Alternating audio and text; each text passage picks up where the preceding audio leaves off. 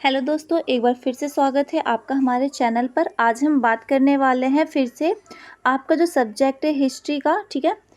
इसके important question की 20वीं सदी का विश्व इतिहास। इसका जो ये इम्पोर्टेंट क्वेश्चन का सेकंड पार्ट है, ठीक है। ऐसे भी और भी वीडियो आपको मिलेगी जिसमें मोस्ट इम्पोर्टेंट आपके जो भी क्वेश्चन बन सकते हैं ना आपके सारे यूनिट से, वो करवाए जाएंगे।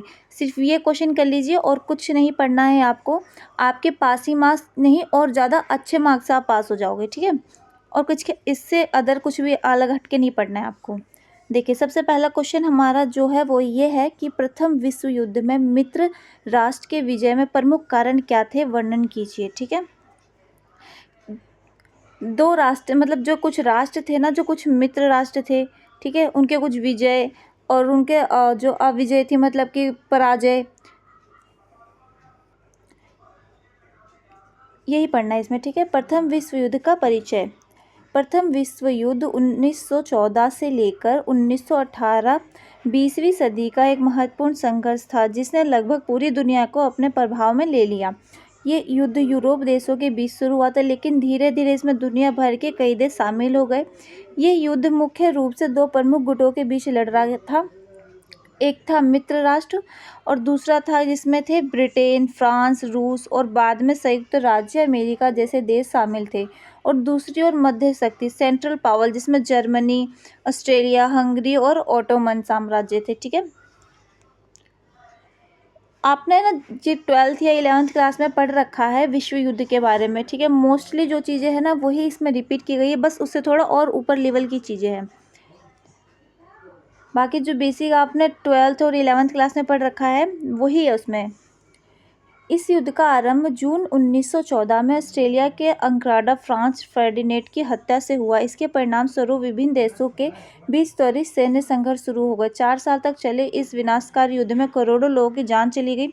कुछ ही ऐसे जो परमाणु बमों का यूज़ किया गया था जिसका प्रभाव कई सालों बाद तक भी पड़ा था। प्रभाव क्या पड़ा था इनका, जो इसकी जो विषैली गैसें थी उसका बहुत ज़्यादा लोगों की बीमारियां, भूखमरी, मतलब बहुत ज़्यादा बीमारी फैल जाना, जो बच्चे हो रहे थे ना इसकी विषैली गैसों के वजह से विकलांग, ये सब चीज़ें हो रही थी, ठीक है। समीकरण को बदल कर रख दिया और द्वितीय विश्व युद्ध के लिए भी परिस्थितियां तैयार की। मित्र राष्ट्रों की विजय के प्रमुख कारण क्या थे। प्रथम विश्व युद्ध में मित्र राष्ट्रों की विजय के प्रमुख कारण थे जिनका वर्णन निम्नलिखित प्रकार से किया जा चुका है। आर्थिक और औद्योगिक शक्ति इन लोगों की मिलकर, ठीक है, जो मित्र राष्ट्र थे उन्होंने मिलकर बनाई थी। मित्र राष्ट्रों में शामिल देश विशेषकर ब्रिटेन और अमेरिका के पास अत्यधिक आर्थिक और औद्योगिक शक्ति है। ये उन्हें बेहतर हथियारों के निर्माण, युद्ध सबसे ज़्यादा किससे लड़ा जाता है, उनके पास क्या होना चाहिए, हथियार और सैनिक, ठीक है। और अमेरिका और जो ब्रिटेन है ना इनके पास भरपूर जो है सैनिक और हथियारों का भरपूर पूर्ति है, ठीक है, बहुत ज़्यादा ही है। और उनके युद्ध के दौरान आवश्यक सामग्रियों की आपूर्ति में सहायता करता था। इसके विपरीत मध्य शक्तियों में शामिल देश की आर्थिक स्थिति उतनी मजबूत नहीं थी, जिसके कारण ये लोग क्या हुए, इनसे हार गए, क्योंकि उनके पास एक अच्छी सेना नहीं थी और उनके पास हथियार नहीं थे इनके मुकाबले। अमेरिका का युद्ध में प्रवेश। अमेरिका एक शक्तिशाली देश है, जैसे कि आपको पता होगा, विकसित देश है ना। प्रथम विश्व युद्ध के दौरान अमेरिका ने लंबे समय तक तटस्थ बनाए रखी, लेकिन 1917 में जर्मनी द्वारा अमेरिका के खिलाफ अटलांटिक महासागर में की गई असीमित पनडुब्बी कार्रवाई के कारण अमेरिका मित्र राष्ट्रों की सहायता के लिए युद्ध में शामिल हो गया। क्या किया इसमें, जर्मनी ने एक अमेरिका पे क्या किया, हमला कर दिया पनडुब्बी के कारण, ठीक है। इसी के कारण क्या हुआ कि अमेरिका का ना इसमें मिल जाना, मतलब मित्र राष्ट्रों के साथ, इसीलिए ये मिला इनके साथ। अमेरिका के पास मजबूत सेना और विशाल संसाधन थे जिससे मित्र राष्ट्रों की शक्ति में भारी इजाफा हुआ। अमेरिका सैनिकों और धन की सहायता ने मित्र राष्ट्रों की निर्णायक लाभ कार्रवाई के कारण अमेरिका मित्र राष्ट्रों की सहायता के लिए युद्ध में शामिल हो गया। अमेरिका ने क्या किया, जब इसने जर्मनी ने इसके ऊपर हमला कर दिया तो इसने क्या किया, ये इनके साथ शामिल हो गया, मित्र जो राष्ट्र थे इनके साथ शामिल हो गया और इसने इनकी आर्थिक, पैसों से लेकर हथियार, सेना, हर चीज़ में मदद की, जिसके कारण उनकी जीत हो गई थी। बेहतर नौसेना शक्ति थी इनके पास, क्योंकि अमेरिका भी इनके साथ था और अमेरिका की भी नौसेना शक्ति जो है बहुत अच्छी है। ब्रिटेन के पास भी ब्रिटेन के पास उस समय की सबसे बड़ी और शक्तिशाली नौसेना थी, जिसने समुद्री मार्गों पर नियंत्रण बनाए रखा। मित्र राष्ट्रों ने जर्मनी के खिलाफ समुद्री नाकेबंदी का प्रयोग किया, जिससे जर्मनी को आवश्यक सामग्री की आपूर्ति नहीं हो सकी। क्या हुआ, इनके पास जो था ना बहुत बड़ी सेना थी, नौसेना, तो इन्होंने इनको रोक के रखा। इनके पास क्या, वो चीज़ की क्या हुई, जर्मनी को ना आवश्यक जो भी इनको सामग्री की जरूरत थी युद्ध के लिए, वो इन्हें नहीं मिल पाई। समुद्री मार्गों पर मित्र राष्ट्रों की पकड़ ने उन्हें अतिरिक्त संसाधन और सैनिकों को आसानी से जुटाने में मदद की। मित्र राष्ट्रों को मदद की थी। तकनीकी और सैन्य रणनीतियों का विकास। उनकी जो तकनीकी और सैन्य रणनीतियाँ थी वो भी बहुत अच्छी थी। जर्मनी की कमज़ोर रणनीतियाँ थी, जिसके कारण क्या हुआ, वो हार गए। मध्य शक्ति में सबसे प्रमुख राष्ट्र जर्मनी था, जिसकी शुरुआती योजना श्रीलीफेन योजना, ठीक है, ये इसका नाम था, ये याद रखना, अगर लिख दोगे पॉइंट में तो बहुत अच्छा रहेगा, पर आधारित थी, जिसके अंतर्गत उसने फ्रांस पर आक्रमण कर उसे शीघ्र ही पराजित करने का प्रयास किया। इन्होंने क्या किया, जल्दबाजी कर दी, ठीक है, कोई अच्छी रणनीति नहीं बनाई, कोई भी प्लानिंग अच्छी से नहीं की, इसीलिए क्या हुआ, ये हार गए थे। रूस की क्रांति और मित्र राष्ट्रों का समर्थन। प्रथम विश्व युद्ध के मध्य में रूस में क्रांति हो गई और वहां के नए कम्युनिटी नेतृत्व में लीव फॉर द युद्ध से बाहर होने का निर्णय लिया। हालांकि इससे मित्र राष्ट्रों को नुकसान हुआ, लेकिन ब्रिटेन और फ्रांस ने पश्चिम मोर्चे पर अपना समर्थन बनाए रखा। इसके अतिरिक्त मित्र राष्ट्रों को अन्य देशों का भी समर्थन प्राप्त हुआ, जिन्होंने आर्थिक, सैनिक और नैतिक समर्थन देकर मित्र राष्ट्रों की शक्ति को बढ़ाया।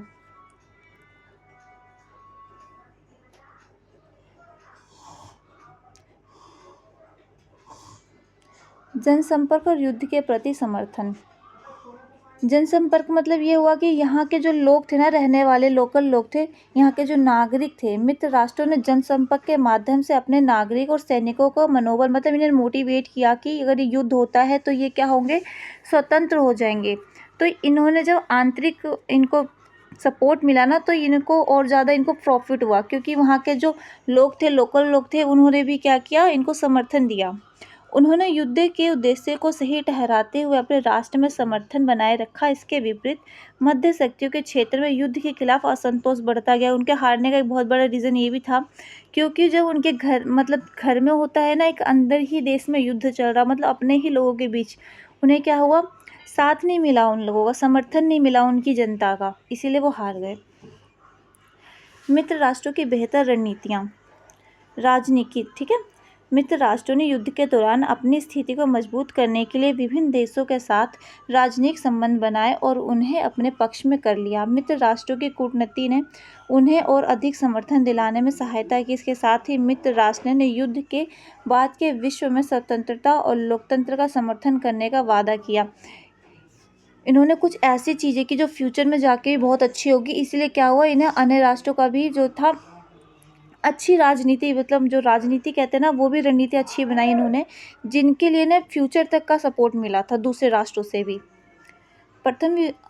इसके बाद में इसका निष्कर्ष क्या निकलता है, प्रथम विश्व युद्ध में मित्र राष्ट्रों की विजय का कारण उनके पास मौजूद विशाल संसाधन, मतलब सेना, हथियार, ठीक है, साथ ही उसमें क्या हुआ कि उनको अपने ही जनता का सपोर्ट मिला और दूसरे राष्ट्रों का भी क्या हुआ, समर्थन मिला, अपनी जनता का भी समर्थन मिला, जो एक बहुत बड़ा कारण होती है इनके विजय में।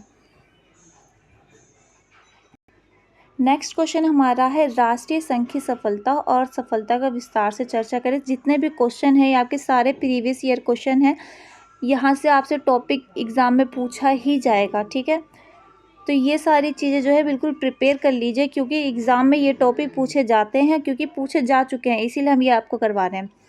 राष्ट्रीय संघ की सफलता और असफलताएं।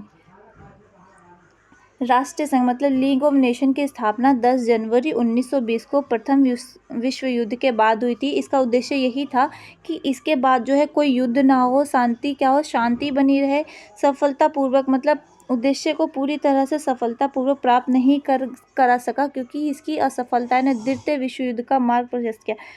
ये असफल क्यों हुआ, क्योंकि जब द्वितीय विश्व युद्ध हुआ ना, इसलिए असफल हो चुका। बाकी इसका जो मकसद था वो यही था कि दोबारा जो है विश्व युद्ध ना हो। राष्ट्रसंघ की सफलता, अंतर्राष्ट्रीय विवादों का समाधान।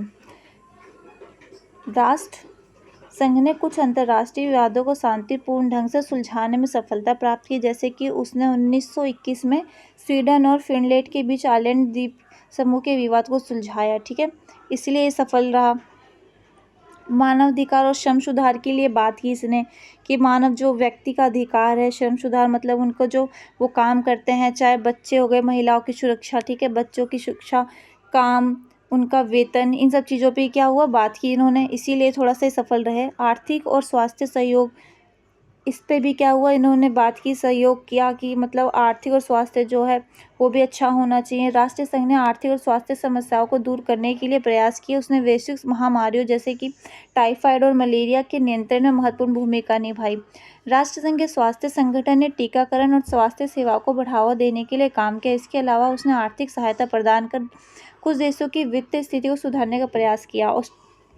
ऑस्ट्रेलिया और हंगरी की वित्तीय सहायता, ठीक है, मतलब क्या हुआ, कुछ देशों में जहाँ पे महामारी जैसे कुछ हुआ वहाँ पे उनको सहायता की जरूरत थी, वित्तीय मतलब, तो वो भी सहायता की इसने, ठीक है, उन देशों की। अल्पसंख्यक संरक्षण, अल्पसंख्यकों का संरक्षण भी किया। फिर असफल कैसे हुआ ये, मतलब असफलता के कारण क्या रहे होंगे इसके, सदस्य देशों का समर्थन ना मिलना, मतलब जो इसके अपने सदस्य थे उनका पूरी तरीके से समर्थन नहीं मिला। जैसे कि राष्ट्रसंघ की सबसे बड़ी सफलता ये भी कि उसने सभी देशों का समर्थन नहीं मिला। इसकी स्थापना के बाद अमेरिका जैसे शक्तिशाली देश ने इसमें शामिल होने से इनकार कर दिया, जो कि इसकी शक्ति और अभाव को कमजोर करने वाला प्रमुख कारण था। आपको पता है कि अमेरिका एक बहुत बड़ी शक्ति है, ठीक है, जब उसने इसमें शामिल होने से मना कर दिया तो इसने क्या हुआ, इससे भी इसकी थोड़ी सी कमजोर हो गई शक्तियाँ, है ना। प्रभावी सैन्य शक्ति की कमी, राष्ट्रसंघ के पास कोई अपनी सैन्य शक्ति नहीं थी, इसीलिए वह अपने निर्णय को लागू करने में असमर्थ था। जब कोई देश उसके निर्णय को उल्लंघन करता तो राष्ट्रसंघ के पास इसे रोकने के लिए कोई सशक्त साधन नहीं था। जैसे कि 1931 में जापान ने मंचूरिया पर आक्रमण कर दिया और राष्ट्रसंघ इसे रोकने में विफल रहा, क्योंकि इसके पास कोई भी शक्ति नहीं थी, सैन्य शक्ति नहीं थी, इसीलिए रोक नहीं पाया। और इसका मुख्य उद्देश्य यही था कि दोबारा विश्व युद्ध को रोकना या युद्ध को रोकना, ठीक है, इसीलिए क्या हुआ, ये विफल हो गया। महाशक्तियों के टकराव में असफलता, राष्ट्र के संघ के असफल होने का एक कारण ये भी था कि वह महाशक्तियों के बीच संघर्ष को रोकने में असफल रहा। उदाहरण के लिए जो है कि द्वितीय विश्व युद्ध, दूसरा विश्व युद्ध है, वो उदाहरण है इसका कि ये उसे रोक नहीं पाए, इसलिए क्या हुआ, ये असफल रहा। आर्थिक प्रतिबंधों की असफलता, राष्ट्रसंघ ने आक्रामक देशों पर आर्थिक प्रतिबंध लगाने की कोशिश की, लेकिन यह नीति असफल रही। जैसे कि इटली पर अबिसिनिया पर आक्रमण के समय लगाए गए प्रतिबंध प्रभावी साबित नहीं हुए। कई देशों ने प्रतिबंध का समर्थन नहीं किया और इटली पर कोई खास असर नहीं पड़ा। इसके कारण क्या हुआ, राष्ट्रसंघ की शक्तियाँ कमजोर हो गई। द्वितीय विश्व युद्ध को रोकने में विफल रहा। सबसे मेन रीज़न यही था क्योंकि वो किसी को रोक नहीं पाया, इसके पास सेना की कमी थी और कई देशों ने इसका समर्थन नहीं किया, इसलिए क्या हुआ, ये विफल हो गया। निष्कर्ष क्या निकलता है इसमें, राष्ट्रीय संघ की जो स्थापना थी वो अच्छे के लिए ही हुई थी, मतलब इसका मोटिव तो अच्छा था, बट क्या हुआ, कुछ लोगों ने इसे सपोर्ट किया, कुछ लोगों ने नहीं किया, कुछ इसके पास आर्थिक, कुछ सेना की कमी थी, ठीक है, इसीलिए क्या हुआ, इस कमज़ोर पड़ गया और ये विफल हो गया, ठीक है। बाकी ऐसे और भी क्वेश्चन आपको मिलते रहेंगे। आप हमारे वीडियो को लाइक करें और शेयर ज़रूर करें, हमारे चैनल को सब्सक्राइब ज़रूर करें। Thank you. और साथ ही अगर आपको और भी किसी सब्जेक्ट पे वीडियो बनवानी है तो आप हमें कमेंट बॉक्स में ज़रूर बताएं। PDF आपको टेलीग्राम चैनल पे मिल जाएगी, टेलीग्राम चैनल ज्वाइन कर लीजिए, PDF वहाँ पे आपको प्रोवाइड की जाएगी। Okay, thank you.